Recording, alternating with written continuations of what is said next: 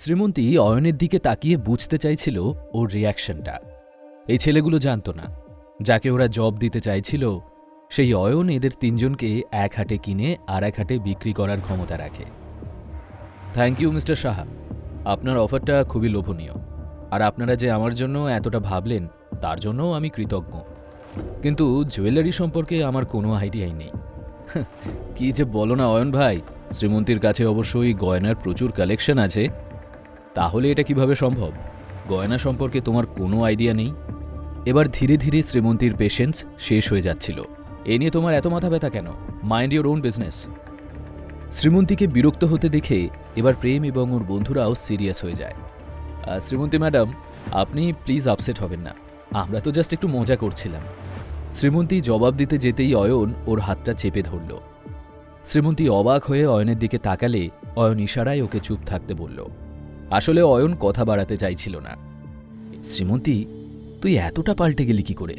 এই অয়ন কি তোর ওপর কোনো ব্ল্যাক ম্যাজিক করেছে, নাকি তুই এই গুড ফর নাথিং ছেলেটার প্রেমে একেবারে অন্ধ হয়ে গিয়েছিস? God, I just can't believe this. শ্রেয়ার এতটাই বিরক্ত লাগছিল যে নিজের মনকে শান্ত করতে ও দ্রুত রুম থেকে বেরিয়ে গেল। তারপর একটু ফ্রেশ হওয়ার জন্য ওয়াশরুমে যেতে গেল ও। দরজা খুলে বেরোতেই শ্রেয়া সামান্য দূরে একটা মোটা টাক মাথা লোককে দাঁড়িয়ে থাকতে দেখেছিল। শ্রেয়া যেহেতু প্রাইভেট রুমের দরজাটা বন্ধ করে বেরিয়েছিল, কাজেই ভেতর থেকে ওকে কেউ দেখতে পাচ্ছিল না। লোকটা সোজা এগিয়ে আসছিল শ্রেয়ার দিকেই। আচম্বিতে শ্রেয়ার শরীরে একটা আতঙ্কের শিহরণ খেলে গেল, কিন্তু ওর কোথাও পালানোর পথ ছিল না। শ্রেয়া কি করবে প্রথমটায় বুঝতে না পারলেও হঠাৎই সর্বশক্তি দিয়ে একটা লাথি মারল লোকটার পেটে। শ্রেয়ার লাথি খেয়ে কয়েক পা পিছিয়ে গেল লোকটা। বারে মেয়ে, তোমার এই এনার্জি দেখে আমি তো পুরো ফিদা হয়ে গেলাম। লোকটার কথা শুনে গা ঘিন ঘিন করে উঠল শ্রেয়ার। নোংরা কোথাকার! এই বলে শ্রেয়া শ্রীমন্তীদের কাছে ফিরতে গেলে লোকটা ওর পথ আটকে বলল, কি আমি নোংরা? আর তুমি যে এই মাথা ঘুরিয়ে দেওয়ার মতো ছোট জামা পরে ঘুরে বেড়াচ্ছ তার বেলা? আর কিছু না ভেবেই শ্রেয়া দ্রুত একটা সপাটে চর বসিয়ে দিল লোকটার গালে।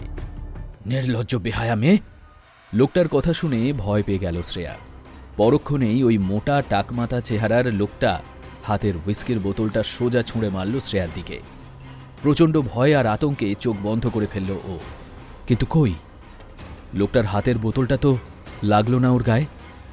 বিস্ময়ে চোখ খুলতেই শ্রেয়া দেখল একটা হাত এসে বোতলটা ধরে ফেলেছে।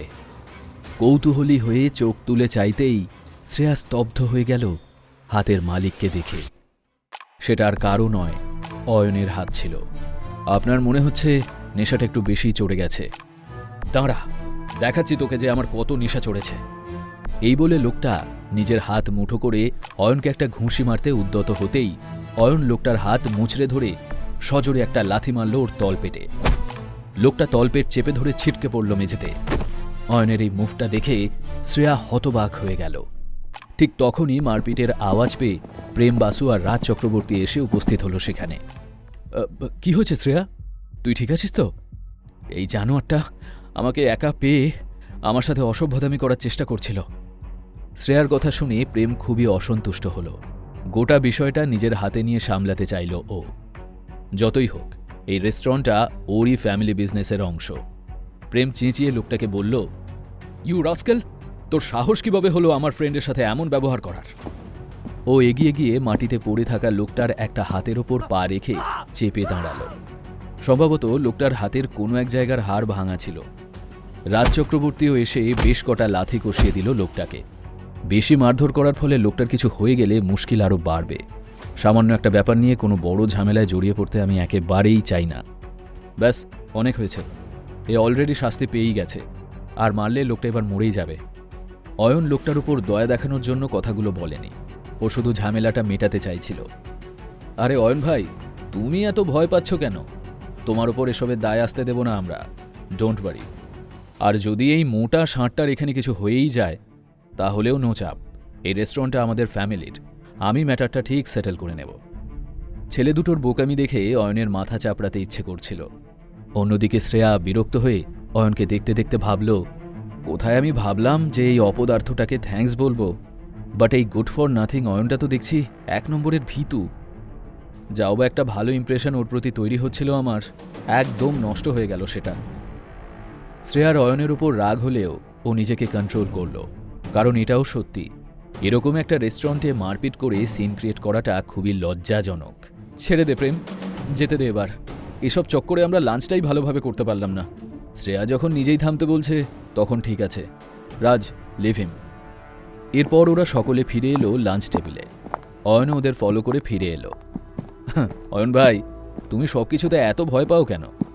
অবশ্য চিন্তা নেই, আমাদের সাথে থাকলে দেখবে তোমার ভয় ডর সব পালিয়ে যাবে, একদম ব্রেভ ম্যান হয়ে যাবে তুমি। এই কথাটা ওকে অপমান করার জন্য বলা হলেও অয়ন এরও কোনো জবাব দিল না। সবার লাঞ্চ শেষ হওয়ার পর ওরা ডেজার্ট অর্ডার করল। ওয়েটার চলে যেতেই ওরা দেখতে পেল পরপর কতগুলো গুন্ডা গোছের লোক রুমে ঢুকে এলো। প্রেম দেখল তাদের সাথে রয়েছে সেই মোটা চকচকে টাক মাথার লোকটাও।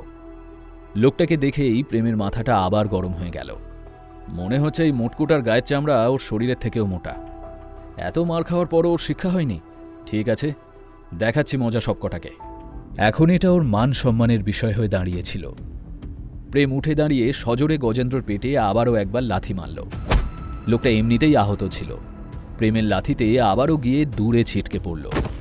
এক এক করে সে গজেন্দ্রর সব সঙ্গীদের হারিয়ে দিয়ে কুলভাবে এগিয়ে গেল গজেন্দ্রর দিকে। তোরা তো গুন্ডা হওয়ারও যোগ্য নোস দেখছি। জিও গুরু, এই না হলে আমার বন্ধু। এদের অবস্থা যা করেছিস, মনে হয় না আর ভবিষ্যতে এখানে এসে ঝামেলা পাকানো সাহস করবে এরা। শ্রেয়া, শ্রীমন্তী, তোমরা ঠিক আছো তো? ওরা দুজনেই প্রেমের প্রশ্নের উত্তরে মাথা নেড়ে হ্যাঁ বলল। প্রেম শ্রীমন্তীর চোখে নিজের জন্য একটু মুগ্ধতা দেখতে চাইছিল, কিন্তু ও দেখল শ্রীমন্তীর দৃষ্টি কেবলমাত্র অয়নের দিকেই ছিল। অথচ অয়নের তো এসবে কোনো ভূমিকাই ছিল না। ও তো চুপচাপ বসে মেঝেতে পড়ে থাকা গুন্ডাগুলোর দিকে তাকিয়েছিল। এসব দেখে প্রেমের আরও রাগ হলো। ভাই, এই নিকোমাগুলোর কি ব্যবস্থা করা যায়? এদের কোথাও একটা ডাম্প করে দিতে হবে। ওর কথায় প্রেম কিছু বলার আগেই দরজার দিক থেকে একটা আওয়াজ ভেসে এলো। নিজেদের খুব বড় হিরো ভাবো নাকি তোমরা? নাকি বিরাট মস্তান হয়ে গেছো? একদম তবে আমার সাথেও খেলা হয়ে যাক নাকি? দেখি কত ভালো লড়তে পারো তোমরা। দরজায় কার আওয়াজ ছিল? প্রেম বাসুকি বড় কোনো ঝামেলায় ফেলে দিল সবাইকে। সকলের চোখে ভীতু অয়ন কি করবে এবার? জানতে হলে শুনতে থাকুন এই গল্পটি, শুধুমাত্র পকেট এফএমে।